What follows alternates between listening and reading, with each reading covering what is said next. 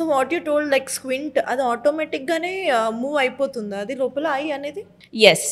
So మన eyes and brain they work as a system. ఒక clear 3D image form చేస్తాయి this system.